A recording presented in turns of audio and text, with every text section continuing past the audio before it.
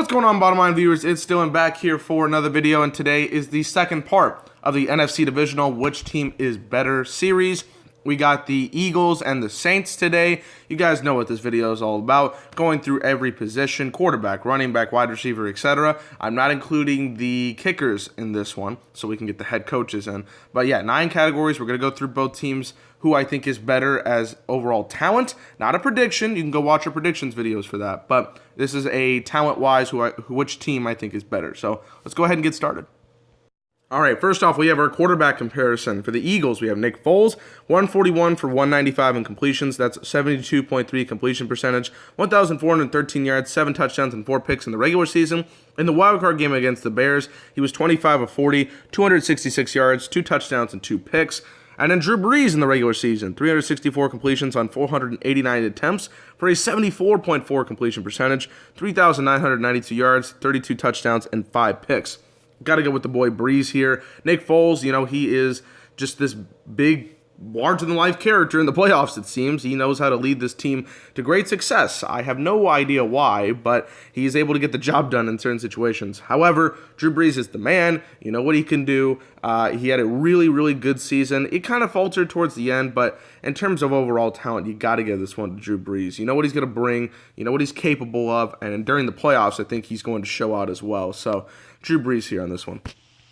All right, next up, we have our running back department. We got Josh Adams and Darren Sproles mostly taking the load for the Eagles. Adams ran for a little over 500 yards in the regular season, also had 3 touchdowns. Sproles did not play nearly as much. He was injured for most of the year, but he did have 3 touchdowns in the regular season.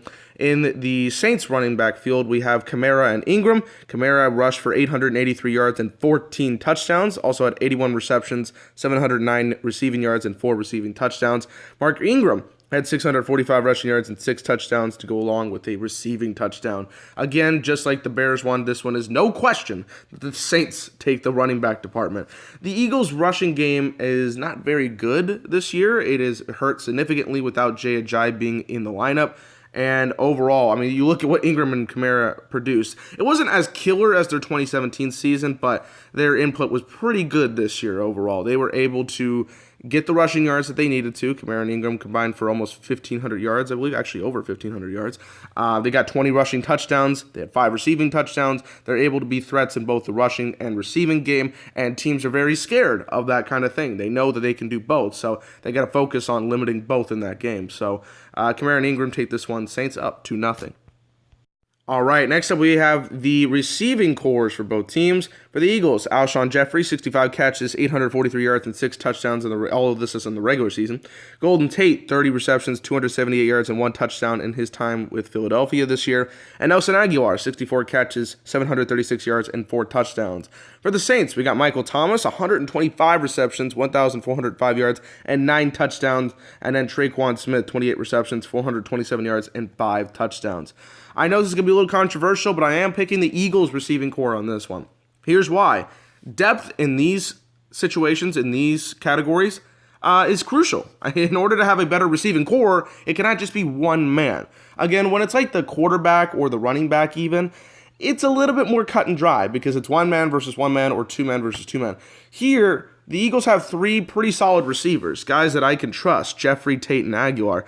The Saints having a great receiver in Michael Thomas, but a lot of young guys that just haven't put it up on the stat sheet yet. In terms of overall talent from receiver core to receiver core, I got to pick the Eagles. I know people are going to be like, well, Michael Thomas is better than every one of them. I get that. It's just like the Rams defensive line argument that I had yesterday with Aaron Donald. But there is nobody to back it up. Well, you got Austin Carr there. It's not nearly as strong as a core compared to the wide receivers for the Eagles. So Eagles take one. We're at 2-1 Saints right now. All right, next up here is our tight end comparison. For the Eagles, we got Zach Ertz, 116 catches, 1,163 yards, and 8 touchdowns. And Benjamin Watson for the Saints in his final year, 35 receptions, 400 yards, and 2 touchdowns in the regular season. I like Benjamin Watson, but I got to go with Zach Ertz here. I know he hasn't been used nearly as much with Nick Foles in the lineup compared to Carson Wentz, but he's still a dominant receiver, dominant tight end, I should say, and he's able to create a good amount of yards and get that first down. He's going to be your first down kind of guy. He's going to burrow through. And Zach Ertz combined with Dallas Goedert, who I did not put the stats on here, but those two guys are pretty good overall. It's a good 1-2 punch. If you don't got Ertz up there, okay, we'll throw it to Dallas Goedert. He had a touchdown in one of his 2 receptions last week against the Bears. So, one of those red zone threats. Again, like Benjamin Watson, hope for the best in his retirement. But, Zach Ertz and the Eagles. Zach Ertz, Dallas Goedert, and the Eagles take this one. So we're tied up at 2. All right, next up, we have the offensive line for both teams. For the Eagles, we have Jason Peters, Isaac Samulo, Jason Kelsey, Brandon Brooks, and Lane Johnson. For the Saints, we have Teron Armstead? We don't really know. He might be healthy for the game. He might not. His backup, Jermon Bushrod, is there in case he doesn't play. Andrews Pete, Max Unger, Larry Warford, and Ryan Ramczyk end off the Saints offensive line. These are 2 of the top 10 offensive lines in the game. They are very good at what they do and protect their quarterbacks very well, I would say. I'm going to go with the Eagles by just a little bit. Just a little bit. If Teron Armstead is in the game, then it's even closer. But the Eagles offensive line, you got Jason Peters. You know what he's capable of. Jason Kelsey holding the center down. One of the best centers in the entire game. He's holding that center position down, I should say. Lane Johnson, he's having fun, but he's also doing very well. And Brandon Brooks, what he's capable of doing. Isaac Samulo, he is kind of the weakness of this group right now, but overall, 4 of the 5 guys I would definitely put on my team. So those are definitely good caliber guys. I like a lot of the Saints offensive line too. Like I said, when Armstead's healthy, he's one of the best left tackles in the game. Ryan Ramczyk is one of these young offensive linemen you got to look forward to every single week. And, it's a good offensive unit, but I got to go with the Eagles on this one. Just a little bit more talent. All right, now we're going to the defensive side of the ball. First off, we have the defensive line for both teams. For the Eagles, we have Michael Bennett, Lodi Naha, Fletcher Cox, and Brendan Graham. And for the Saints, you're going to most likely see Cam Jordan, Sheldon Rankins, and Tyler Davison. I really like Cam Jordan. This guy has been special the day that he was drafted. I really like what I've been able to see out of him. He gets that pressure. He's able to get the separation from the offensive lineman and get the really nice sacks. He has had a great last 2 seasons. But I'm going to go with the Eagles on this one. They were not at the top of their peak early on in the year. They were not showing what they were capable of because it was very publicized about this defensive line coming into the offseason. But they have really performed as of late. I mean, Michael Bennett is having a really good couple of games down the stretch. I mean, he's having a great he had a great playoff game. He had a great last couple of weeks to the regular season. Brandon Graham, what he's able to bring. His contract's a little expensive, but, he's able to get the job done, and don't worry, a lot of people will be calling for that. And Fletcher Cox, you know what he's capable of. He's a 4-time Pro Bowler.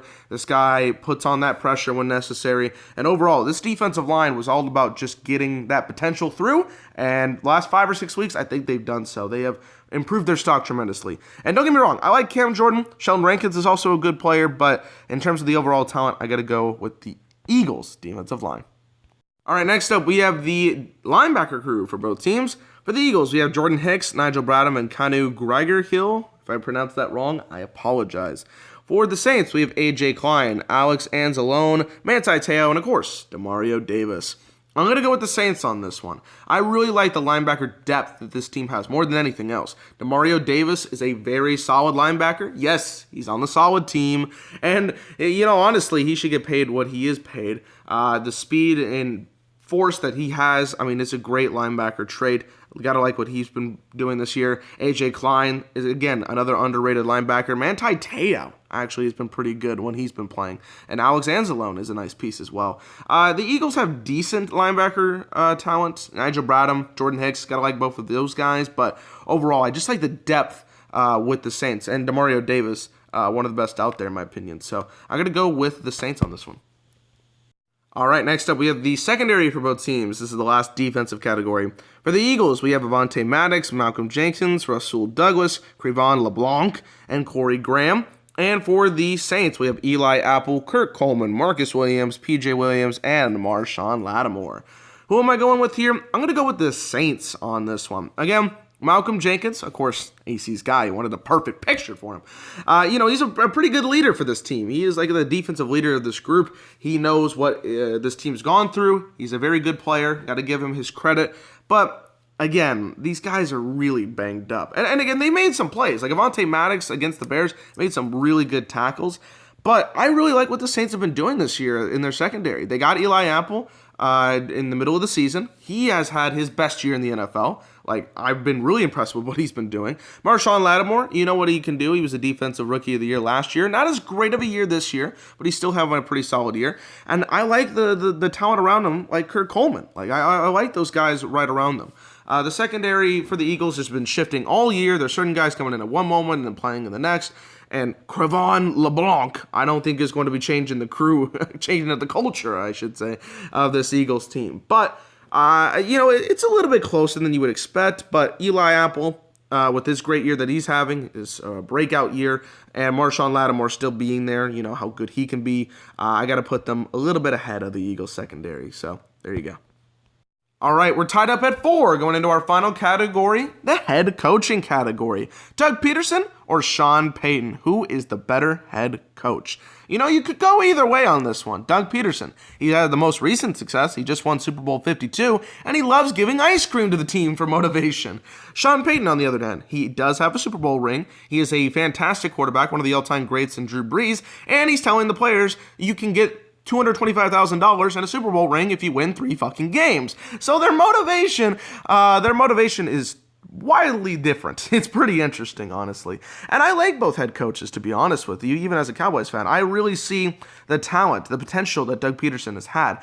There's been some struggles, of course, early on in the season, but a good head coach knows how to finish strong, and Doug Peterson finished strong to get him in the playoffs. And Sean Payton, he's been through the worst and the best times of the Saints. He's had those seasons where they were 7-9 and they could have been much better if they had a defense. But he said, look, we know how crushing of a loss it was against the Vikings last year in the playoffs. We can lead this team to great success. And 13-3, I think, is a pretty damn good season. So both teams have really good head coaches, but I'm going to go with Sean Payton. This guy's a leader. His work ethic to try to get this team in a tip-top shape is bar none. I mean, give this guy a lot of credit. Give both of these guys a heck of a lot of credit. They deserve it all. But Sean Payton, I think, is just a little bit better of a head coach. He's a little bit more experienced in this game. And until something drastic happens, I don't think that throne's going to be taken away from him. So I got to go with Sean Payton, but just by a little bit of a slighter margin because of Doug Peterson's recent success. That is going to be the end of the video, guys. If you enjoyed, smash the like button. It really does help me out. Comment below as well. Who do you think is the better overall team in terms of talent? I gave you the stats. I gave you my opinions. Now it's your turn. Put it in the comments below and tell me, do you think the Saints are better in a certain category? Do you think the Eagles are better in a certain category? It was very close. I was not expecting the Eagles to be this close in this game in terms of like the talent overall, but I only had it at 5-4 Saints, so this is a pretty even matchup, I would say. The Saints won in the quarterback, running back, linebacker, secondary, and head coaching categories. So pretty good stuff, I would say, from the Saints. And the Eagles had their ways. They won the wide receiver, the tight end, the offensive line, and defensive line categories. So good stuff from both teams.